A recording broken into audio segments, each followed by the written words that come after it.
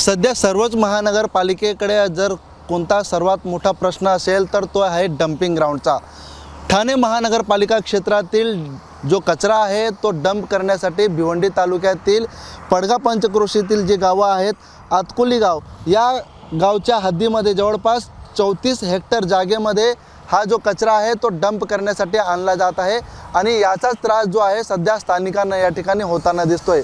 पडगा पंचक्रोशी भागातील जी गावं आहेत, ज्यामध्ये आतकोली असेल, भदाणे असेल, आमणे असेल आणि बाबगाव असेल, या परिसरात जो आहे तो आता या कचऱ्याचा जो वास आहे तो आता सुटलेला आहे आणि त्यामुळे या परिसरातील नागरिक जे आहेत या डंपिंगच्या विरोधामध्ये आंदोलन छेडण्याच्या तयारीत आहेत। संघर्ष समितीकडून येत्या सोमवारीला भला मोठा जो आंदोलन आहे तो या डंपिंगच्या विरोधात होणार आहे।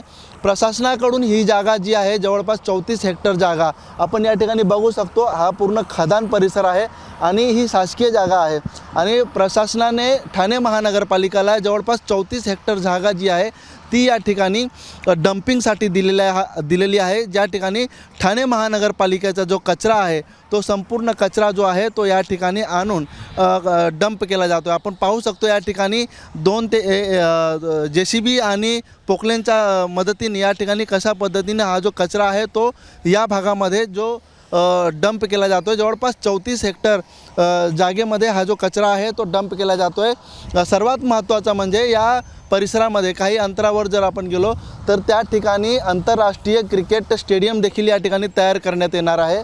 शिवाय त्यालगतच आपण जर बघितलं तर समृद्धी महामार्ग देखील आहे।